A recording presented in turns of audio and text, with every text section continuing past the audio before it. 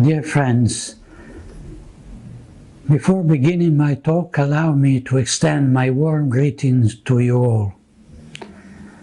For the first time in more than 2 years, I am speaking personally to you through this video message, which was produced a few days before the 2020 Catholic Identity Conference. As you can see, I am very well, my health is excellent, and I am even better in spirit. This is also thanks to your prayers, to the support and the encouragement I receive from you and from so many friends and brothers from all over the world. Together we are all united in prayer and in the holy battle which we are called to fight, each on his own respective front, all gather under the mantle of the Most Holy Virgin, the Queen of the Victories, and under the protection of Saint Michael the Archangel. I especially wish to thank Michael Matt, who kindly invited me with holy perseverance to speak to you. I believe that now is an opportune time for me to deliver the following address. The subject of my talk would be how the revolution of Vatican II serves the new world order. We live in extraordinary times.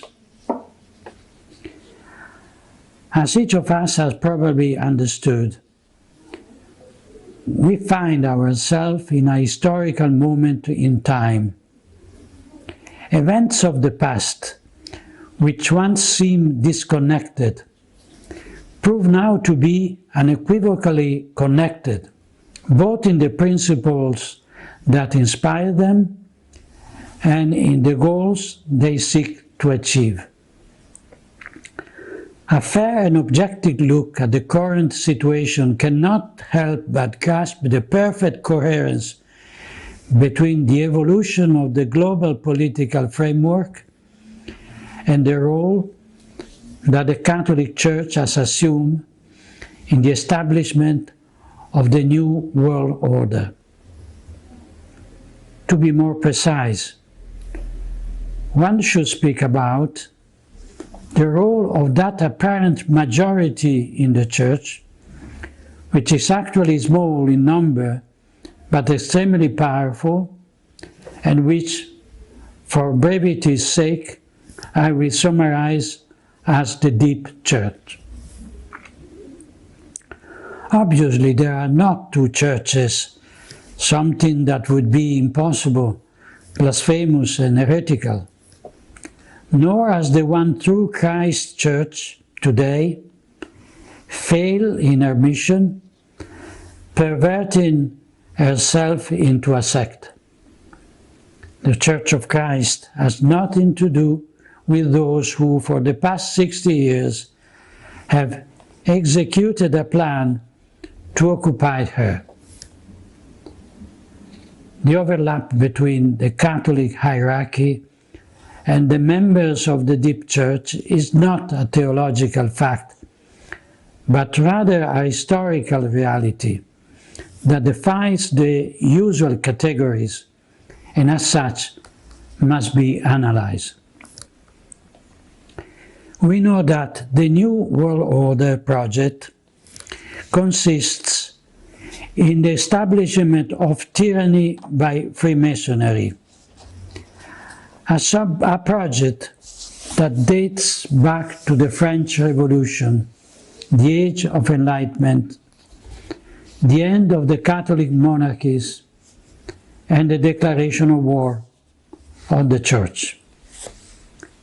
We can say that the New World Order is the antithesis of Christian society. It would be the realization of the diabolic civitas diaboli, the city of the devil, opposed to the civitas Dei, the city of God, in the eternal struggle between the light and darkness, good and evil, God and Satan. In this struggle, Providence has placed the Church of Christ, and in particular the Supreme Pontiffs, as catechon, that is, the one who opposes the manifestation of the mystery of iniquity. Second letter to Thessalonians. And Sacred Scripture warns us that at the manifestation of the Antichrist, this obstacle, the catechon, will have ceased to exist. It seems quite evident to me that the end of times are now approaching before our eyes, since the mystery of iniquity has spread throughout the world with the disappearance of the courageous opposition of the catechon. Let us not make the mistake of presenting the current events as normal, judging what happened with the legal, canonical, and sociological parameters that such normality would presuppose. In extraordinary time, and the present crisis in the Church is indeed extraordinary, events go beyond the ordinary known to our fathers. In extraordinary time, we can hear a Pope deceive faithful, see princes of the Church accused of crimes that in other times would have aroused horror and been met with severe punishment. Witness in our churches liturgical rites that seem to have been invented by Cranmer's perverse mind. See prelates process the unclean idol of the Pachamama into St. Peter Basilica. And here, the Vicar of Christ apologized to the worshippers of that simulacrum. If a Catholic dares to throw it into the Tiber. In these extraordinary times, we hear a conspirator, Cardinal Gottfried Daniels, tell us that since the death of John Paul II, the Mafia of St. Gallen has been plotting to elect one of their own to the Peter's chair, which later turned out to be Jorge Mario Bergoglio. In the face of this disconcerting revelation, we might well be astonished that neither cardinals nor bishops express their indignation nor ask that the truth be brought to light.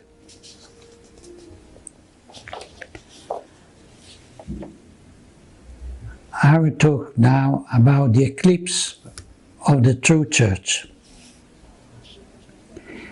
For 60 years, we have witnessed the eclipse of the true church by an anti-church that has progressively appropriated her name, occupied the Roman Curia and her dicasteries, dioceses and parishes, seminaries and universities, convents and monasteries. The anti-church has usurped her authority, and its ministers wear a sacred garment. It uses her prestige and power to appropriate her treasure, assets, and finances.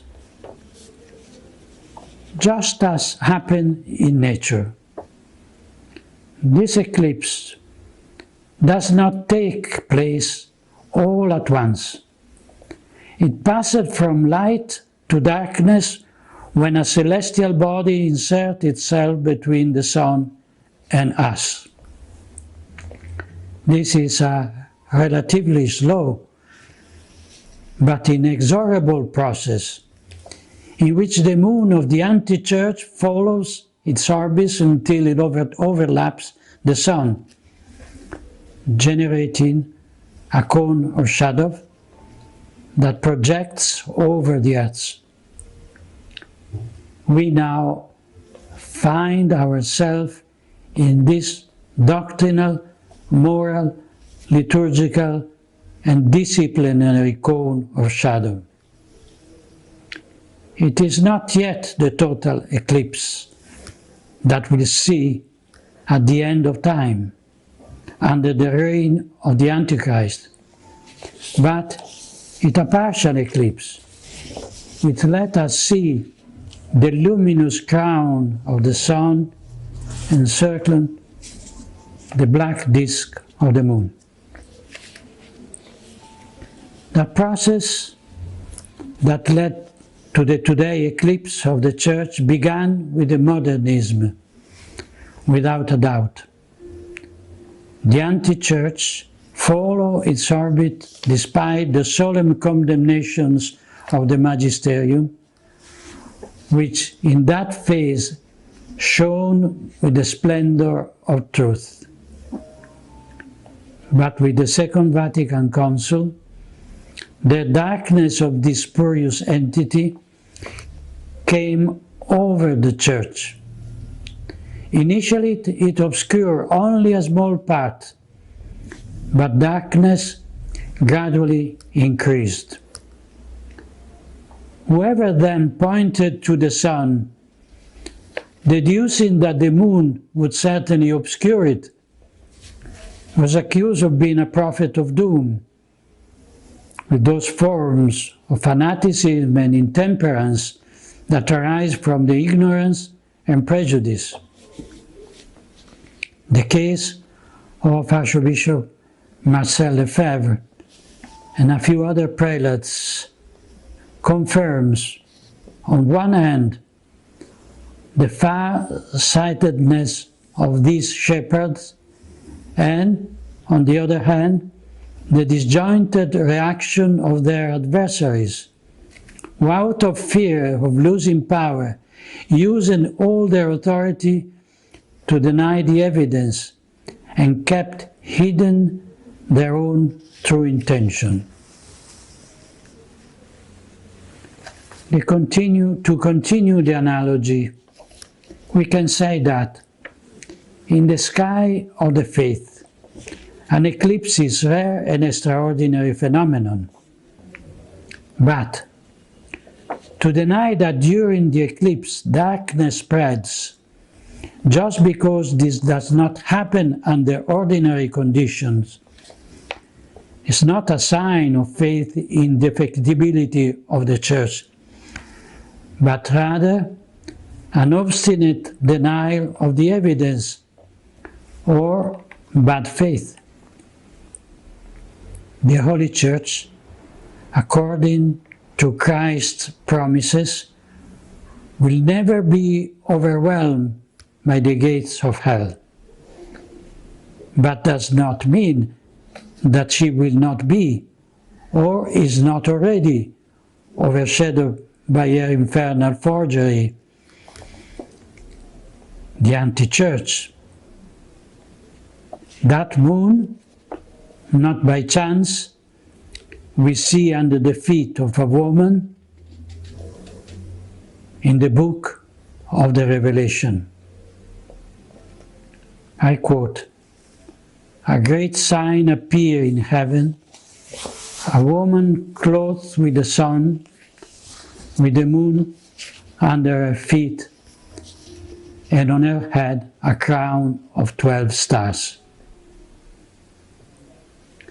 The moon is under the feet of the woman, with above all mutability, above all earthly corruption, above the law of fate and the kingdom of the spirit of this world. And this is because that woman, who is at once the image of Mary most holy and of the Church, is amicta sole, clothed with the sun of the righteousness that is Christ, exempted from all demonic power, as she takes part in the mystery of the immutability of Christ, as St. Ambrose wrote. She remained unbruised, if not in her militant kingdom, certainly in the suffering one and the purgatory, and in the triumphant ones in paradise. St. Jerome, commenting on the words of Scripture, reminds us that the gates of hell are sins and vices, especially the teaching of heretics. We know, therefore, that even the synthesis of all heresies represented by modernism and its updated conciliar versions can never definitively obscure the splendor of the bride of Christ, but only for a brief period of the eclipse, that Providence, in His infinite wisdom, has allowed to draw from it a greater good.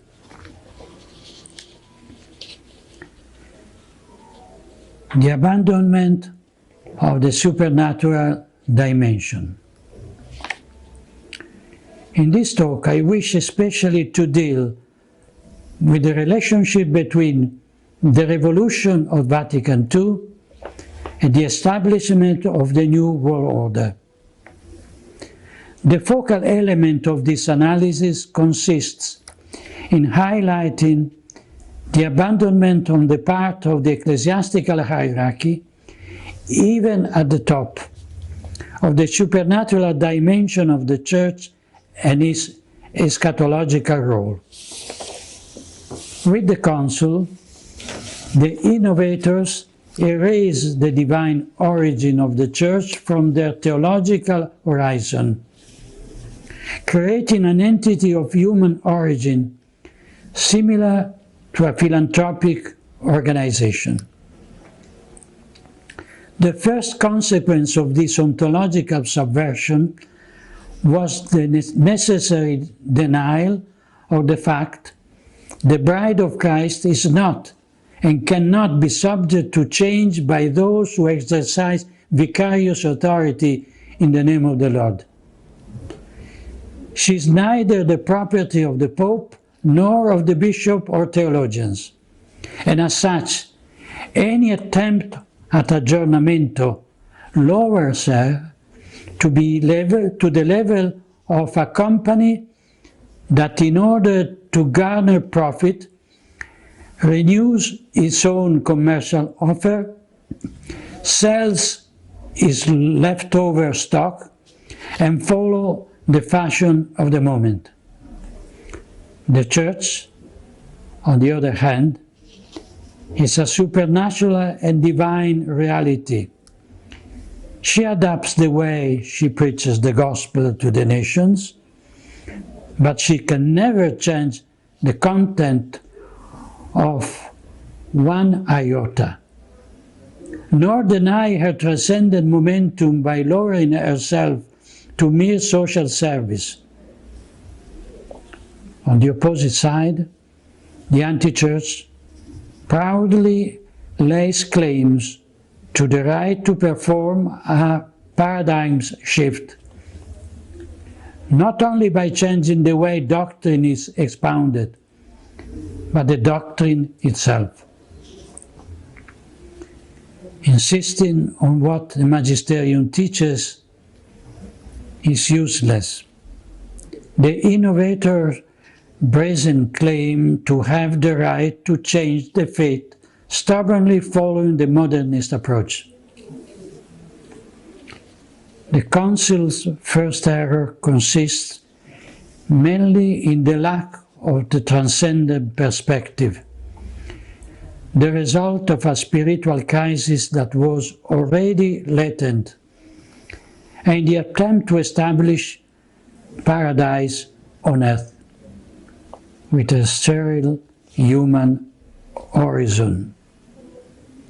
In line with this approach, Fratelli Tutti sees the fulfillment of an earthly utopia and social redemption in human brotherhood, pax ecumenica between religions, and welcoming migrants.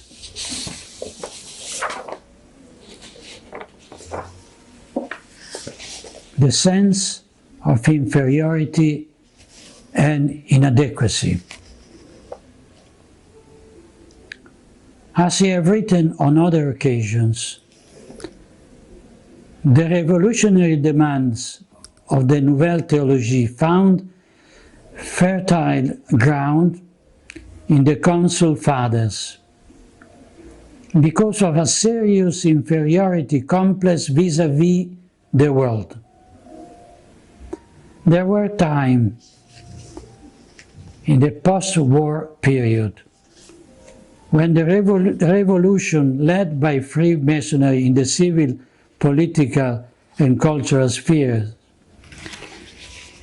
breached the Catholic elite, persuading it of its inadequacy in the face of the epochal challenge that is now inescapable. Instead of questioning themselves and their faith, this elite bishop, theologian, intellectual recklessly attributed responsibility for the imminent failure of the Church to a rock-solid hierarchical structure, to a monolithic doctrinal and moral teaching, looking at the defeat of the European civilization that the Church had helped to form. The elite thought that the lack of agreement with the world was caused by the intransigence of the papacy and the moral rigidity of priests not wanting to come to terms with the zeitgeist and open up. This theological approach stems from the false assumption that between the Church and the contemporary world there can be an alliance, a consonance of intent, a friendship. Nothing could be further from the truth, since there can be no respite in the struggle between God and Satan, between light and darkness.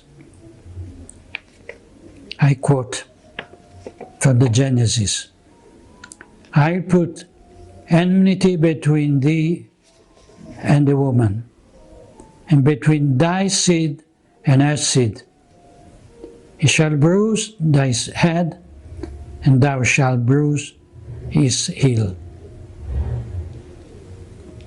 This an enmity willed by God Himself, which places Mary most holy and the Church as eternal enemies of the ancient serpent. The world has its own prince, who is the enemy, a murderer from the beginning, and a liar, courting a pact of non-belligerence with the world means coming to terms with Satan. This overturns and perverts the very essence of the Church, whose mission is to convert as many souls to Christ for the greater glory of God, without ever laying down arms against those who want to attract them to themselves and to their damnation. I will talk about the idem sentire of the Revolution and the Council. The Council Fathers' sense of inadequacy was only increased by the work of the innovators whose heretical ideas coincided with the demands of the world. A comparative analysis of modern thought confirmed the idem sentir, the same feeling or same mind of the conspirators with every element of the revolutionary ideology. When this anti-church is fully established in the total eclipse of the Catholic Church, the authority of its leaders, of the anti-church, will depend on the degree of the subjugation to the new world order, which will not tolerate any divergence from its own creed, and will ruthlessly apply that dogmatism, fanaticism, and fundamentalism that many prelates and self-styled intellectuals criticize in those who remain faithful to the magisterium today. In this way, the deep church may continue to bear the trademark Catholic Church, but it will be the slave of the new order thinking, reminiscence of the Jews who, after denying the kingship of Christ before Pilate, were enslaved to the civil authority of their time. We have no other king than Caesar. Today's Caesar commands us to close churches, wear a mask, suspend the celebration under the pretext of pseudo-pandemic. The communist regime persecutes the Chinese Catholics, and the world hears nothing but silence from Rome. Tomorrow a new Titus will sack the council temple, transporting its remains to some museum, and divine vengeance at the end of the pagans will have been achieved once again. I will talk now of the instrumental role of the moderate Catholic in the revolution. Some might say that the Council Fathers and Popes who presided over that assembly did not realize the implication that their approval of the Vatican II documents would have for the future of the Church. If this were the case, if there have been any subsequent regrets in their hastily approval of equivocal texts or texts close to heresy, it is difficult to understand why they were unable to put an immediate stop to abuses, correct errors, clarify misunderstandings and omissions. And above all, it is incomprehensible why the ecclesiastical authority has been so ruthless against those who defended the Catholic truth, and at the same time was terribly accommodating to rebels and heretics. In any case, the responsibility for the conciliar Christ must be laid at the feet of the authority, which even amid 1,000 appeals to collegiality and pastoralism, has jealously guarded its prerogatives, exercising them only in one direction, that is, against the Pusillus Grex, the little flock, and never against the enemies of God and the Church. The very rare exceptions when a heretic theologian or revolutionary religious has been censored by the Holy Office only offer tragic confirmation of a rule that has been enforced for decades, not to mention that many of them in recent times have been rehabilitated without any abjuration of their errors, and even promoted to institutional positions in the Roman Curia or pontifical ateneums. This is the reality that emerges from what I have described above. However, we know that in addition to the progressive wing of the Council and the traditional Catholic wing, there is a part of the episcopate, the clergy and the people, that attempts to keep equal distance from what it considers two extremes. I'm talking about the so-called conservatives, that is, a centristic part of the ecclesiastical body that ends up carrying water for the revolutionaries, because while rejecting their excesses, it shares the same principles. The error of the conservatives lies in giving a negative connotation to the traditionalism and in placing it on the opposite side of progressivism.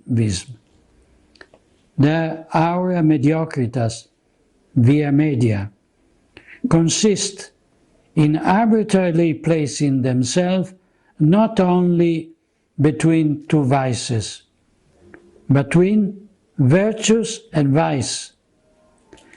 They are the ones who criticize the excesses of the Pachamama or the most extreme Bergoglio's statements, but who do not tolerate the council being questioned, let alone the intrinsic link between the conciliar cancer and the current metastasis.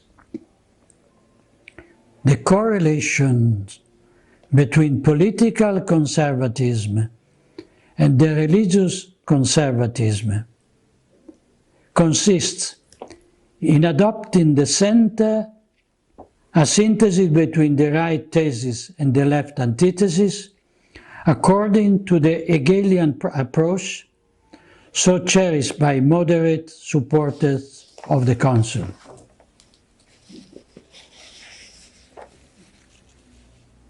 Now we talk about open society and open religion.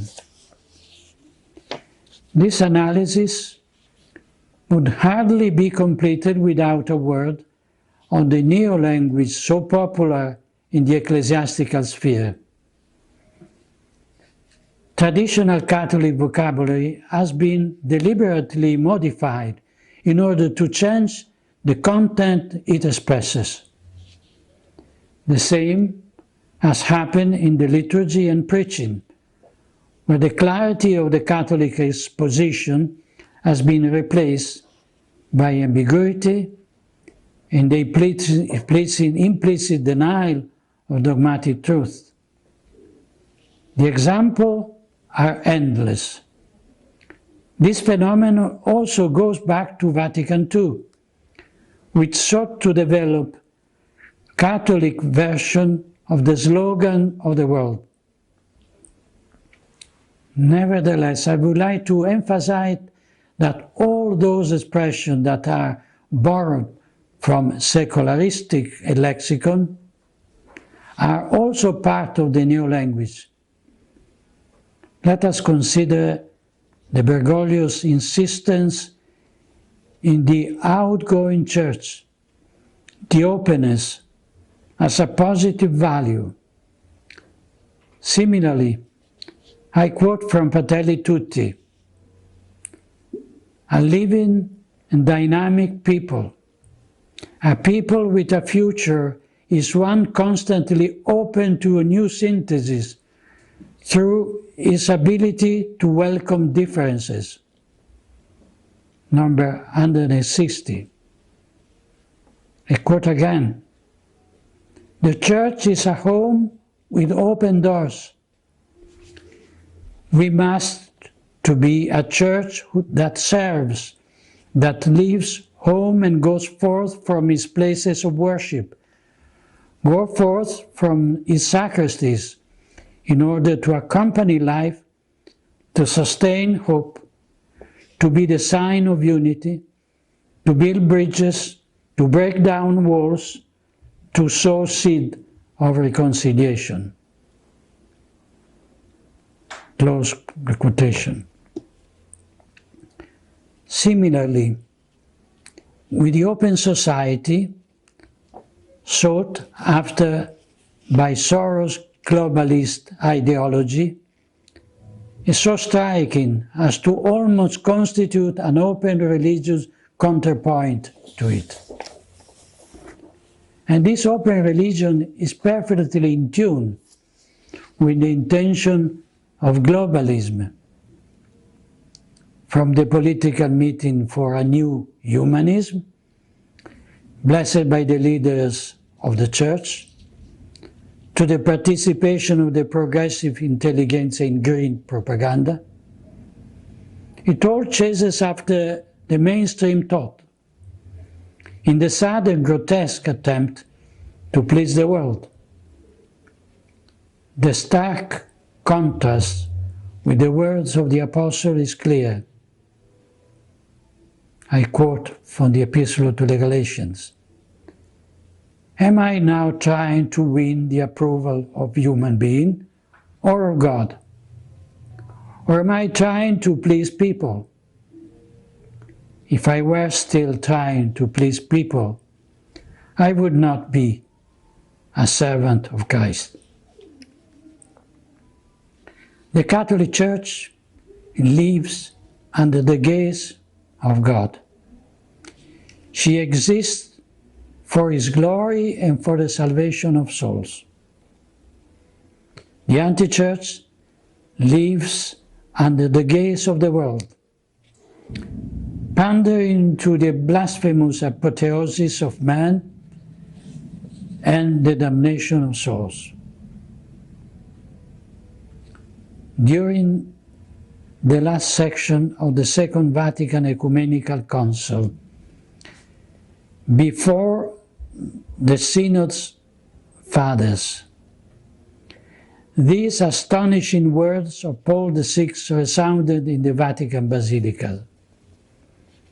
I quote, "The religion of God, who became man, has met the religion, for such it is, of man who make himself God." And what happened? Was there a clash, a battle, a condemnation? There could have been, but there was none. The old story of the Samaritan has been the model of the spirituality of the Council. A feeling of boundless sympathy has permeated the whole of it. The attention of our Council has been absorbed by the discovery of human needs, and these needs grow in proportion to the greatness which the Son of the earth claimed for himself. But we call upon those who term themselves modern humanists, and who have renounced to the transcendent value of the highest realities, to give the Council credit at least for one quality, and to recognize our own new type of humanism. We too, in fact, we more than any other honor mankind. This sympathy is the figure of the Council and of the new religion, for such it is, of the anti-church, an anti-church born of the unclean union between the church and the world, between the heavenly Jerusalem and the hellish Babylon. Note well, the first time a pontiff mentioned the new humanism was the final session of the Vatican II. And today we find it repeated as a mantra by those who consider it a perfect and coherent expression of the revolutionary men's frame of mind of the Council. Always in view of this communion of intent between the New World Order and the anti-church, we must remember the Global Compact on Education, a project designed by Bergoglio and promoted in collaboration with the United Nations, I quote, to generate a change on a planetary scale so that education is a creator of brotherhood, peace and justice. An even more urgent need in this time marked with the pandemic. I close and quote. This project has been supported and spread to all educational institutions by the Congregation for Catholic Education through a letter that makes explicit reference to the Conciliar Constitution Gaudium et Spes. The Global Compact on Education, I quote, is a process of formation in the relationship of culture of encounter, also finds space in the value of common home, with all creatures, people, just as they are formed to the logic of communion and solidarity, are already working to recover serene harmony with creation and to configure the world as a space of true brotherhood. Close the quote. As can be seen, the ideological reference is always and only to Vatican II, because only from that moment on did the anti-church place man in the place of God, the creature in the place of the Creator. The new humanism obviously has an environmental and ecological frame into which are grafted both the encyclical Laudato Si and the green theology. The Church with Amazonian face on the 2019 Synod of Bishops with its idolatrous worship of Pachamama in the presence of the Roman Sanhedrin. The Church's attitude during the COVID-19 demonstrated on one hand the hierarchy's submission to the diktats of the state, in violation of the Libertas Ecclesiae, which the Pope should have firmly defended. It also put on display the denial of any supernatural meaning of the pandemic, replacing the righteous wrath of God, offended by the countless sins of humanity and nation, with the more disturbing and destructive fury of nature, offended by the lack of respect for the environment. And I would like to emphasize that attributing a personal identity to nature, almost endowed with intellect and will, is a prelude to her divinization. We have already seen such a prelude of this under the very dome of St. Peter Basilica. The bottom line of this conformity on the part of the anti-church with the dominant ideology of the modern world establishes a real cooperation with powerful representatives of the deep state, starting with those working towards a sustainable economy, involving Jorge Mario Bergoglio, Bill Gates, Jeffrey Sachs, John Elkann, to mention a few.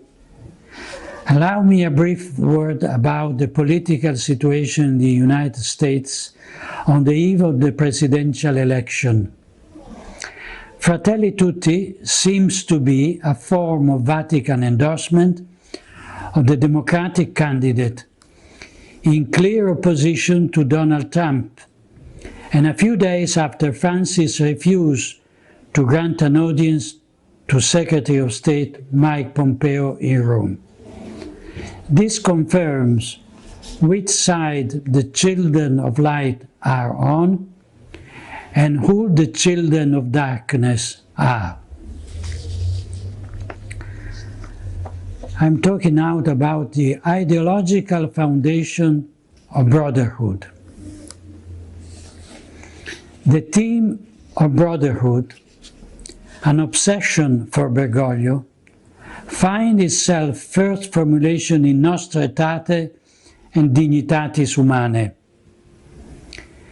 The latest encyclical, Fratelli Tutti, is the manifesto of this Masonic vision in which the cry Liberté, Égalité, Fraternité replaced the gospel for the sake of a unity among men that leaves out God.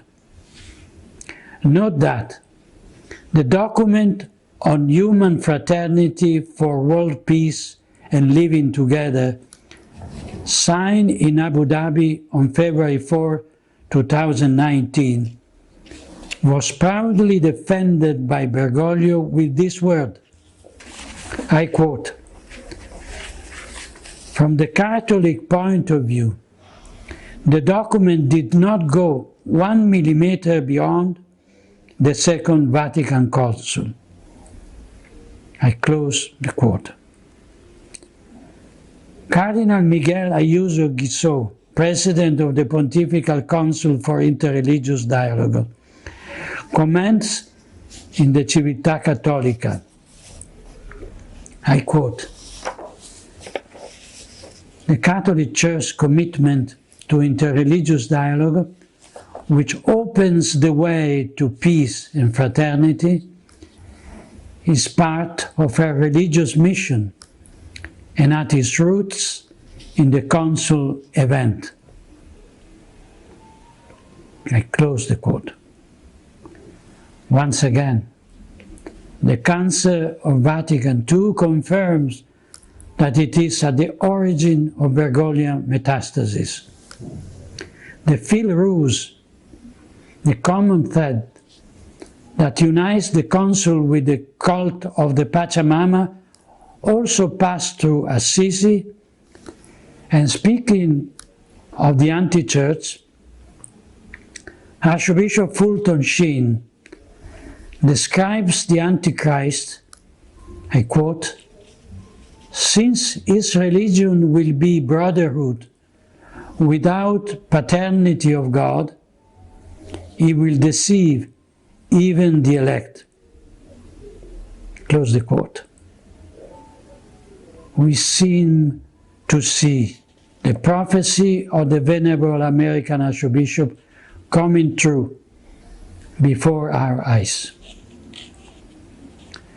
It is not surprise that the infamous Grand Lodge of Spain, after having warmly congratulated his paladin raised to the throne, once again paid homage to Bergoglio with these words, I quote, Pope Francis' latest encyclical shows how far the present Catholic Church is from its previous positions.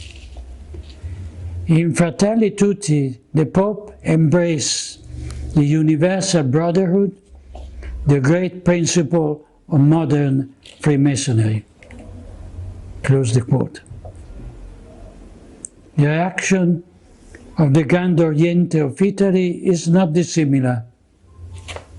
I quote, "These are the principles that Freemasonry has always pursued and guarded for elevation of humanity." Close the quote. I remember that in the Masonic documents of the Alta Vendita since the 19th century, an infiltration of Freemasonry into the Church was planned. I quote, "You two will fish some friends and lead them to the feet of the Apostolic See. You will have preached revolution in tiara and cope, proceeded under the cross and banner, a revolution that will need only little help to set the quarters of the world on fire." I will talk now of the cause and effect. Philosophy teaches us that to a cause always corresponds a certain effect.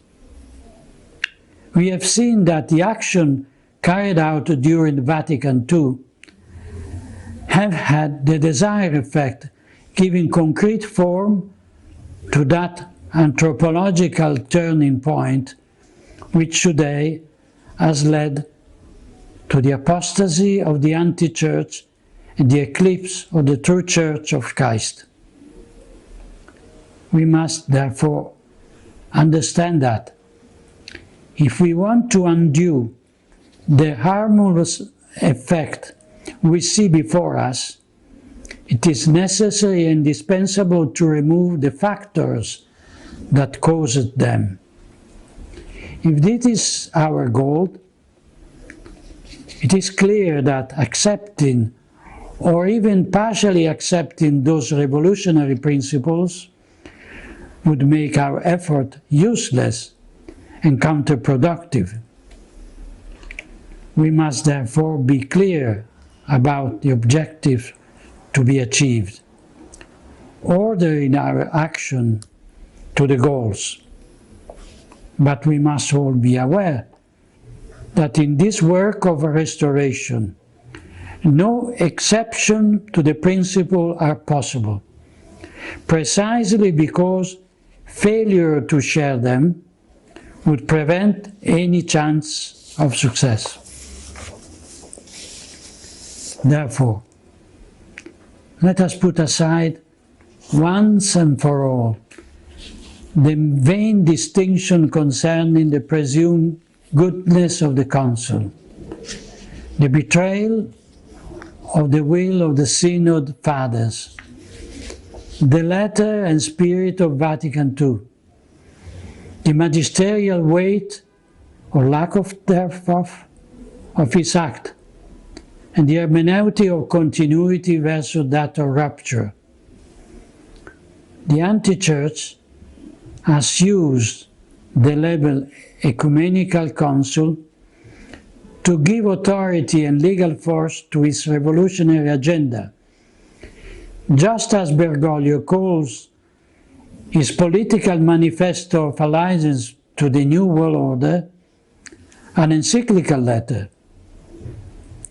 The cunning of the enemy has isolated the healthy part of the Church, turning between having to recognize the subversive nature of the Council document, thus having to exclude them from magisterial corpus, and having to deny reality by declaring them and politically orthodox in order to safeguard the infallibility of the magisterium. The dubia represented an humiliation of the princes of the church, but without untying the doctrinal knots brought to the attention of the Roman pontiffs. Bergoglio does not respond, precisely because he does not want to deny or confirm the implied errors, thus exposing himself to the risk of being declared heretic and losing the papacy. This is the same method used with the council, where ambiguity and the use of imprecise terminology prevent the condemnation of the error that has been implied. But the jurist knows very well that, in addition to the blatant violation of the law, one can also commit a crime by circumventing it, using it for evil purposes. Contra legem fit, quod infraudem legit fit. The Latin would say, what circumvents the law is against it. To conclude, the only way to win this battle is to go back to doing what the Church has always done, and to stop doing what the anti-Church asks of us today, that which the true Church has always condemned. Let us put our Lord Jesus Christ, King and High Priest, back at the center of the life of the Church, and above that, at the center of the life of our communities, of our families, of ourselves.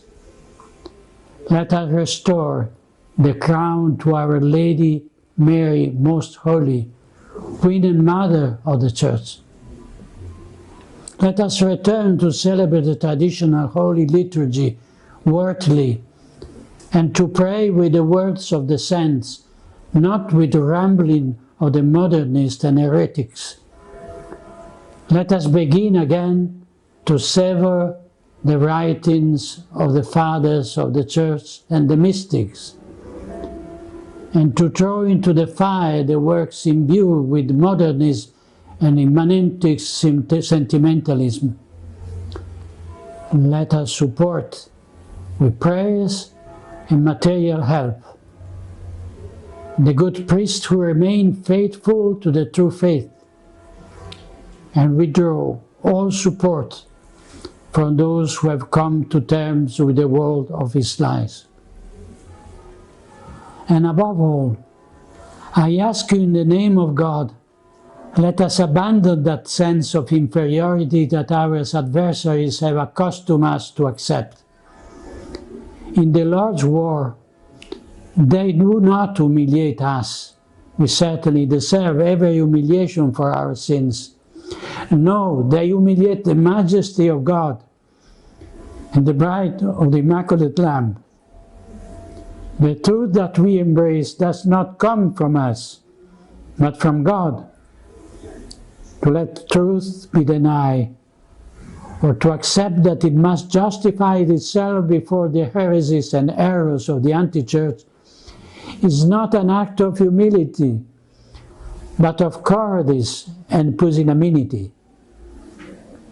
Let us be inspired by the example of the holy Maccabees martyrs before a new Antiochus, who ask us to sacrifice to idols and to abandon the true God.